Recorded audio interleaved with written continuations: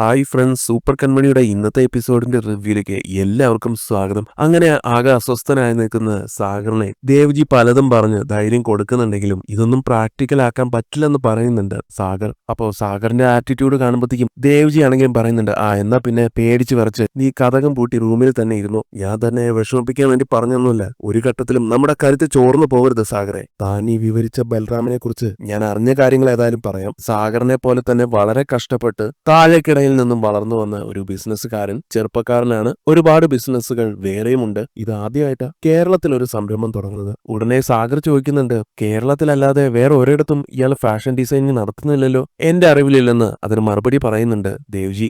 അതാണ് ഇവിടെയാണ് എന്റെ ചോദ്യം. ഫാഷൻ ഡിസൈനിങ്ങിൽ യാതൊരു പരിചയമില്ലാത്ത ഒരാൾ കേരളത്തിൽ ആദ്യമായിട്ട് ഒരു ബിസിനസ് തുടങ്ങുന്നു, അത് ഫാഷൻ ഡിസൈനിങ് എന്നാ ദേവ്ജി ചോദിക്കുന്നുണ്ട്. അതെന്താ, അയാൾക്ക് ഈ ബിസിനസ് തുടങ്ങിയാൽ അയാൾക്ക് ഇത് തന്നെ ചെയ്യണമെന്ന് തോന്നിക്കാണും. അങ്ങനെ ചിന്തിച്ചു കഴിഞ്ഞാൽ ബൽറാമിന് ഒരു ബിസിനസ്സും ചെയ്യാൻ പറ്റില്ലെന്നേ. ഹോട്ടൽ ബിസിനസ് തുടങ്ങിയാൽ അതെന്തിനാണെന്ന് ചോദിക്കും, തുണിക്കട തുടങ്ങിയാൽ അതെന്തിനാണെന്ന് ചോദിക്കും. ഇതൊക്കെ കേട്ടിട്ട് സാഗർ പറയുന്നുണ്ട്, അയാളുടെ ഒരു ഫോട്ടോ പോലും സോഷ്യൽ മീഡിയയിലൊന്നും ഇല്ലല്ലോ, അതെന്തുകൊണ്ടാ ദേവ്ജി?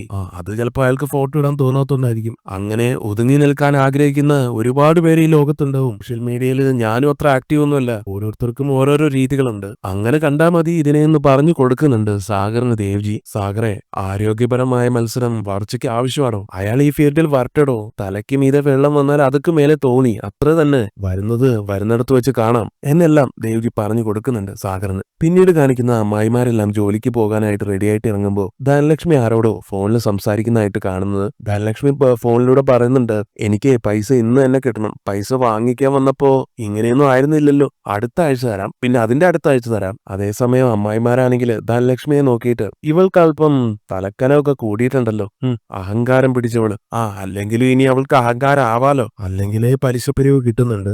അതിനു പുറമെ മനോജിന് നല്ല ജോലി, അതിൽ നിന്ന് വരുമാനം. ആ കൺമണിയും ശ്രീനിയേട്ടനെയും ജോലിക്ക് വിട്ട് ആ കാശും അവളല്ലേ പിടിച്ചു വാങ്ങുന്നത്. ഇപ്പൊ തന്നെ ആ കൺമണിക്ക് ചെറുക്കന്റെ വീട്ടുകാർ കൊണ്ടുവന്നു കൊടുത്ത ആ 101 പവൻ, അതൊക്കെ എപ്പോഴേ ഈ ഭദ്രകാളി പിടിച്ചു വാങ്ങി പെട്ടിയിൽ വെച്ച് പൂട്ടിക്കാണും. എന്തായാലും ആ 101 പവൻ കൺമണിക്കാണോ അതോ ഇവൾക്കാണോ എന്ന് ഇവളുടെ വായിൽ നിന്ന് തന്നെ ചോദിച്ചറിയാന്നും പറഞ്ഞുകൊണ്ട് അമ്മായിമാര് മൂന്നും ധനലക്ഷ്മിയുടെ അടുത്തേക്ക് ചെല്ലുകയാണ്. ശേഷം ധനലക്ഷ്മിയുടെ അടുത്ത് ചെന്ന് ചിരിച്ചു കളിച്ച് നിൽക്കുന്നുണ്ട്. ധനലക്ഷ്മി അവരെ കണ്ടിട്ട്, എന്താ രാവിലെ ജോലിക്കൊന്നും പോണ്ടേ എന്ന് തിരക്കുമ്പോ, അതെ ഞങ്ങൾ പോകാൻ തുടങ്ങിയത്. അപ്പോഴാണ് മോൾ ഇവിടെ നിൽക്കുന്നത് കണ്ടത്. അപ്പൊ പിന്നെ ഒന്ന് കണ്ട് വിശേഷങ്ങളൊക്കെ ഒന്ന് ചോദിച്ചിട്ട് പോകാന്ന് കരുതി. അത് കേൾക്കുമ്പോ ധനലക്ഷ്മി പറയുന്നുണ്ട്, ഇവിടെ പറയാനായിട്ട് വേറെ വിശേഷമൊന്നുമില്ല. എന്നാൽ അമ്മായിമാര് പറയും, അത് വെറുതെ, ഞങ്ങൾ അറിഞ്ഞു വരിന്റെ വീട്ടുകാരിവിടേക്ക് വന്ന കാര്യങ്ങളൊക്കെ. കൺമണിക്ക് എന്തായാലും കോൾ അടിച്ചല്ലേ, 101 പവനല്ലേ കൊടുത്തിരിക്കുന്നത് അവര്. ഇനി അവളുടെ പത്രാസ് കാണേണ്ടി വരും, നിലത്തൊന്നും ആയിരിക്കില്ല. അച്ഛനും മോളും കൂടെ ഇനി അങ്ങ് സുഖിക്കുമല്ലേ. അല്ല, ധനലക്ഷ്മി ഉരുപ്പടി കണ്ടായിരുന്നോ അതോ അവള് കൊണ്ട് ഒളിപ്പിച്ചോ എന്നെല്ലാം അമ്മായിമാര് കാര്യങ്ങൾ അറിയാൻ വേണ്ടി ചോദിച്ചറിയാൻ നോക്കുമ്പോ ധനലക്ഷ്മി തിരിച്ചു പറയുന്നുണ്ട്, നിങ്ങൾ എന്താ എന്നെ പറ്റി കരുതിയത്? ഇപ്പൊ സ്വർണം മുഴുവൻ എന്റെ കയ്യിലാ, അത് ഞാൻ എന്റെ പെട്ടിയിൽ വെച്ച് പൂട്ടി. ഇത് കേൾക്കുന്നതും അമ്മായിമാരൊന്നും ഞെട്ടുന്നുണ്ട്. അല്ല, അത് ഒരുപാടില്ലേ എന്നവര് പറയുന്നതും, അതുകൊണ്ടിപ്പോ എന്താ, ഇനി അത് ധനലക്ഷ്മിക്കുള്ളതാ, കല്യാണത്തിന് ഇനി അത് അവള് കാണത്തുള്ളൂ, പിന്നെ വീണ്ടും അത് എന്റെ കയ്യിൽ തന്നെ മടങ്ങി വരും. ഉടനെ അമ്മായിമാര് പറയുന്നുണ്ട് കേട്ടോ, അതൊക്കെ ധനലക്ഷ്മിയുടെ വെറും തോന്നലാ.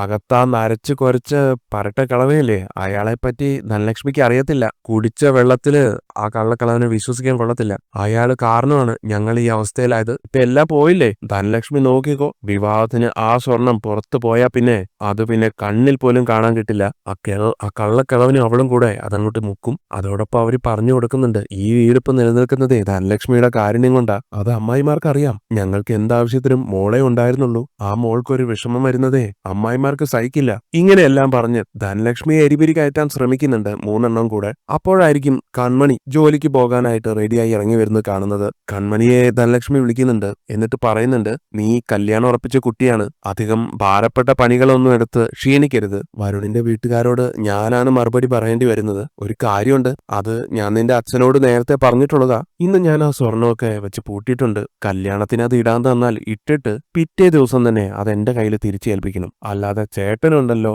ചേട്ടനോട് പറഞ്ഞേക്കാം, വരുണിനോട് പറഞ്ഞേക്കാം എന്നെല്ലാം നീ ചിന്തിച്ചാ നീ ഓർത്തോ, നിന്റെ തന്തക്കിളവൻ അവൻ ഇവിടെയാണുള്ളത്. എന്റെ തനിക്കോണം കാണും.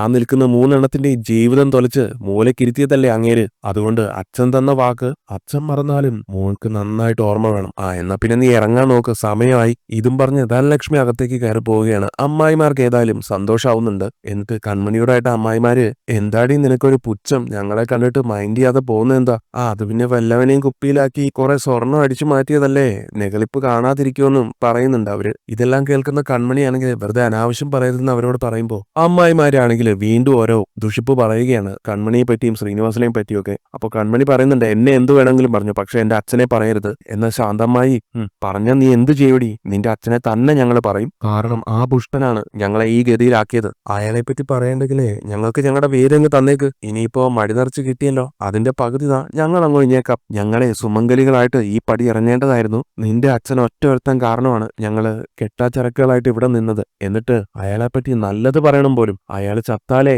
ഇനി അയാളെപ്പറ്റി ഞങ്ങൾ നല്ലത് പറയൂ എന്നും കൂടെ അവർ പറഞ്ഞു കേൾക്കുമ്പോ കൺമണി ഇതൊക്കെ കേട്ട് വല്ലാതെ ആവുന്നുണ്ട്. അവസാനം നിയന്ത്രണം വിട്ട്, നിർത്ത്, ഇനി ഒരു അക്ഷരം മിണ്ടി പോരുത്. 3 കുറെ നാളായി തുടങ്ങിയിട്ട് എന്നെയും എന്റെ അച്ഛനെയും പുലഭ്യം പറയാൻ. അച്ഛന്റെ സഹോദരിമാരാണെന്ന് ഓർത്ത് മാത്രമാണ്, ആ ഒരൊറ്റ പരിഗണന വേണ്ട ഞാൻ ഇത്രയും നാളെ മിണ്ടാതിരുന്ന് സഹിച്ചത്. ആകെ പിടിവിട്ട് നിൽക്കാണ് ഞാൻ. ഇനി ഞാൻ എന്ത് ചെയ്യും ഏത് ചെയ്യുമെന്ന് എനിക്ക് പോലും അറിയില്ല. തീർത്ത് കളയും ഞാൻ ചിലപ്പോ. പോട്ടെ പോട്ടെ എന്ന് വയ്ക്കുമ്പോ തലേ കയറുന്നോ? ഇനി ഈ മുറ്റത്ത് വേണ്ടാത്ത സംസാരം കേട്ടുപോകരുത്. പിന്നെ ശ്രീനിവാസനും മോളും ആർക്കെങ്കിലും തട്ടിക്കളിക്കാനുള്ളതാണെന്നൊരു ചിന്തയുണ്ടെങ്കിൽ അത് മാറ്റിയേക്ക്. എന്റെ സ്വർണം മോഷ്ടിച്ച ഒരു കേസ് ഇപ്പോഴും പെൻഡിങ്ങിലുണ്ട്. രജനി കണ്ണിമയോട് പറയാൻ അറിയാഞ്ഞിട്ടല്ല, ഇനി ചിലപ്പോ അതും ചെയ്യും, ഓർത്തോ എന്നെല്ലാം പറഞ്ഞ് കൺമണി ശരിക്കും 3 വരട്ടുന്നുണ്ട്. അമ്മായിമാരാണെങ്കിലും പകച്ചു പോകുന്നുണ്ട്. അവസാനം താഴ്മയോടെ, അയ്യോ മോളെ അത് എന്നൊക്കെ പറഞ്ഞ് അവര് വരുമ്പോഴത്തേക്കും മിണ്ടി പോരുത്. ഇത്രയും നാളും കൺമണി വെറും പാവമായിരുന്നു, ഇനി കണ്ടോ. അങ്ങനെ നല്ല ചുട്ട മറുപടി 3 കൊടുത്ത് കൺമണി നല്ല മാസമായിട്ട് തന്നെ അവിടുന്ന് പോവുകയാണ്. അതിനുശേഷം വിഘ്നേശ്വരന്റെ നടയിൽ ചെന്ന്, വിഘ്നേശ്വര നീ എന്നെ പരീക്ഷിക്കുകയാണോ? 2 ദിവസമായിട്ട് ഒരു അഗ്നിമാലയാണ് ഞാൻ കഴുത്തിൽ അണിഞ്ഞു നിൽക്കുന്നത്. അതിന്റെ ചൂടില് മനസ്സും ശരീരവും വെന്തുരുകയാ. ഈശ്വരന്റെ മുമ്പിൽ വെച്ച, നാട്ടുകാരുടെ മുമ്പിൽ വെച്ച, അറിയാതെയാണെങ്കിലും എന്റെ കഴുത്തിൽ താലി അണിയിച്ചത്. കൃഷ് സാറ് ആരുടെ കഴുത്തിൽ താലി അണിയിക്കണമെന്നാണ് ദൈവം തീരുമാനിച്ചിട്ടുള്ളത്, ആ കഴുത്തിലെ താലി വീഴുമെന്ന് ഞാൻ ഇഷിയോട് പറഞ്ഞിട്ടുമുണ്ട്. അങ്ങനെയാണെങ്കിൽ ഇത് ദൈവത്തിന്റെ നിശ്ചയമാണോ? ഇല്ല, എനിക്കിതും അണിഞ്ഞ് ഇനി നടക്കാൻ പറ്റില്ല. അത് മാനസ മാഡത്തിനെ വഞ്ചിക്കലാണ്. അതുകൊണ്ട് അങ്ങയുടെ മുമ്പിൽ വെച്ച് ഞാനിത് മാറ്റാൻ പോവുകയാണ്. ഒരു ദൈവത്തിന്റെ മുമ്പിൽ വെച്ച് കഴുത്തിൽ വീണത് മറ്റൊരു ദൈവത്തിന്റെ മുമ്പിൽ വെച്ച് അഴിച്ചു മാറ്റുകയാ. അതും പറഞ്ഞുകൊണ്ട് കൺമണി ആ താലിമാല ഊയി മാറ്റാൻ തുടങ്ങുന്നതും പെട്ടെന്നാണ് അരുതെന്ന് പറഞ്ഞ് ഒരമ്മൂമ്മ അങ്ങോട്ട് കടന്നു വരുന്നത്. കൺമണിയാണെങ്കിലും അവരെ കണ്ട് അത്ഭുതത്തോടെ നോക്കി നിൽക്കുന്നു. ശേഷം ആ അമ്മൂമ്മ പറയുന്നുണ്ട്, എന്താ താലി പൊട്ടിച്ചു കളയാൻ ഒരുങ്ങാണോ? ഇനി ഇത് കുട്ടിയുടെ കഴുത്തിൽ അണിയിച്ച ആള് കുട്ടിയെ വഞ്ചിച്ചോ? അതുകൊണ്ടാണോ പൊട്ടിച്ചു കളയുന്നത്? അല്ലെന്ന് മറുപടി കൊടുക്കുന്നുണ്ട് കൺമണി. അപ്പൊ അമ്മൂമ്മ വീണ്ടും പറയും, അയാളെ വഞ്ചിച്ചില്ല. അപ്പോ കുട്ടിയെ അയാളെ വഞ്ചിച്ചോ? അല്ലെന്ന് അതിനും മറുപടി കൊടുക്കുമ്പോ, അങ്ങോട്ടും ഇങ്ങോട്ടും വഞ്ചിച്ചില്ല, പിന്നെ എന്തിനാ പൊട്ടിച്ചു കളയുന്നത്? ഭാര്യ ഭർത്തൃ ബന്ധം ഒരു ഭാരമായിട്ട് തോന്നുന്നുണ്ടോ? അതോ ജീവിതം തന്നെ ഒരു ഭാരമായിട്ട് തോന്നുന്നുണ്ടോ? ഇനി അങ്ങനെ ആണെങ്കിലും ആ തോന്നലുകൾക്ക് പരിഹാരം ഇങ്ങനെയല്ല ചെയ്യേണ്ടത്. ഇതാണ് ഈ ചാളയെ മനസ്സിലാക്കുകയാണ് വേണ്ടത്. ഇങ്ങനെയൊക്കെ ആ അമ്മൂമ്മ കൺമണിയോട് പറയുന്നുണ്ട് കേട്ടോ. ശേഷം കൺമണിയുടെ ആ താലി അമ്മൂമ്മ കയ്യിൽ പിടിച്ചിട്ട്, ഈ താലി കഴുത്തിൽ തന്നെ കിടന്നോട്ടെ, 90 ദിവസം കാക്കുക.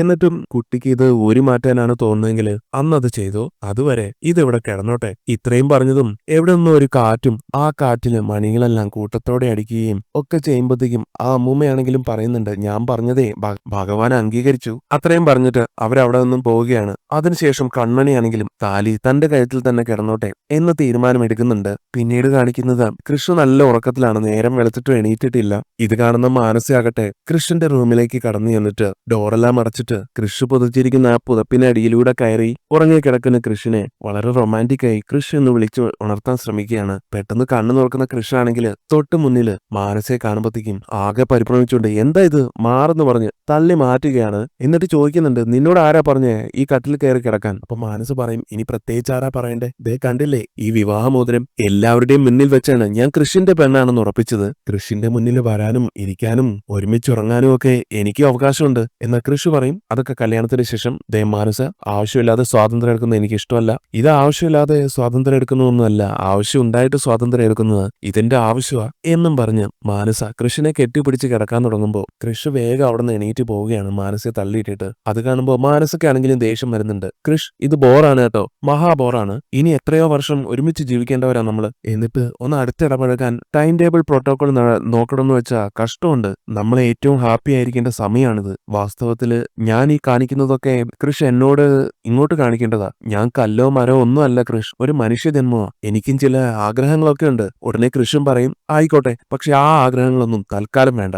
ഇത് കേൾക്കുന്ന മാനസ കൃഷിനെ കളിയാക്കുന്നുണ്ട്. ഈ മൂക്കത്ത് ശുണ്ഠി എന്നൊക്കെ പറയുന്നത് യഥാർത്ഥത്തിലുണ്ടെന്ന് ഇപ്പോഴാണ് എനിക്ക് മനസ്സിലായത്. എവിടെ മൂക്കിലൊന്ന് തൊടട്ടെ, ശുണ്ഠി വരുമോന്ന് അറിയാലോ എന്നൊക്കെ പറഞ്ഞ് കൃഷിന്റെ മൂക്കിലൊക്കെ പിടിക്കുമ്പോ കൃഷിനാണെങ്കിൽ ശരിക്കും ദേഷ്യം വരുന്നുണ്ട്. അതേ മാനസ, നീ എന്നെ വെറുതെ ദേഷ്യം പിടിപ്പിക്കരുത് എന്ന് പറയുന്നുണ്ട് കൃഷ്. എന്നാ മാനസ പറയും, ഇനി നീ എന്നോട് ദേഷ്യപ്പെട്ടാലും കുറ്റപ്പെടുത്തിയാലും നീ എന്റേതാവാൻ പോവുകയല്ലേ. പിന്നെ ഈ പരിക്കൻ സ്വഭാവം ഉണ്ടല്ലോ, അതാണ് കൃഷിനെ മറ്റാണുങ്ങളിൽ നിന്നും വേർതിരിച്ചു നിർത്തുന്നത്. സത്യം പറയാലോ, കുറച്ചൊക്കെ ഇത് എനിക്കും ഇഷ്ടമാ, പക്ഷെ ഓവർ ആക്കണ്ട കേട്ടോ. അതുകൊണ്ട് തന്നെ ഈ ഒച്ചപ്പാടൊക്കെ ഞാൻ തൽക്കാലം അങ്ങ് ക്ഷമിച്ചു തരുവാ. താലികെട്ടൊന്ന് കഴിഞ്ഞോട്ടെ, പിന്നെ ഞാൻ കാണിച്ചു തരാം എന്നൊക്കെ പറഞ്ഞ് കൃഷിനോട് പറ്റിച്ചേർന്ന് നിൽക്കാൻ നോക്കുകയാണ് മാനസ. പക്ഷെ കൃഷി ഉണ്ടല്ലോ മാനസയെ അകറ്റി മാറ്റി അവിടെ നിന്നും പോകുന്നു. അങ്ങനെ റൂമിന് പുറത്ത് കടന്ന് താഴേക്ക് പോകാൻ തുടങ്ങുമ്പോഴാണ് കൺമണി മുകളിലേക്ക് വരുന്നത് കൃഷി കാണുന്നത്. കൺമണിയും കൃഷും കുറച്ചു നേരം മുഖത്തോട് മുഖം നോക്കി ഇങ്ങനെ നിൽക്കുകയാണ്. അവർ രണ്ടുപേരും പരസ്പരം മുഖത്തോട് മുഖം നോക്കി നിൽക്കുമ്പോൾ ആന്റിയമ്മ ഇത് കണ്ടുകൊണ്ട് വരുന്നുണ്ട്.